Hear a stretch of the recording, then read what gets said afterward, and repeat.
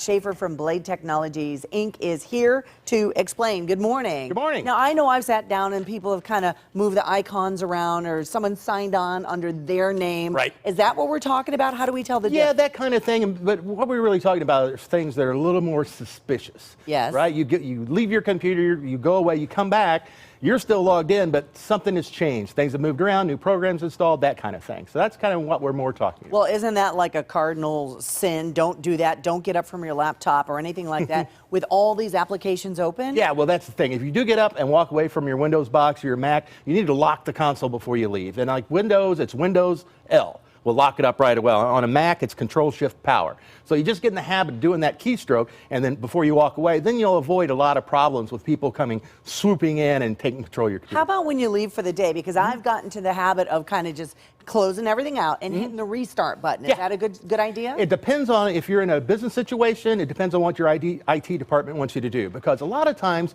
we get people asking, hey, I think my computer's been messed with, when what's happened is overnight the IT department has done some maintenance or did some installs there. So things look a little bit different. So you want to check with your IT department before you actually turn it off, restart it. Just see what their policies are. A home machine, sure, you can lock it, turn it off, whatever you want.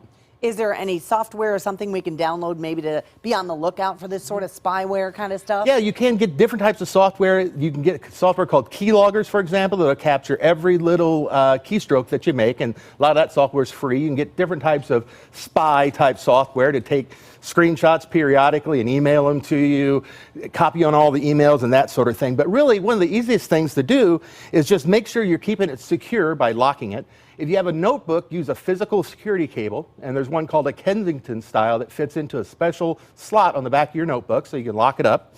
You also want to be able to know how to get into the event logs and see, because they have a lot of good information. That's what we do when we troubleshoot one of these problems. Right. And on a Mac, basically, you have to go to the console, so just call up the command prompt in console, and that'll open up. And on Windows, it's called the event viewer.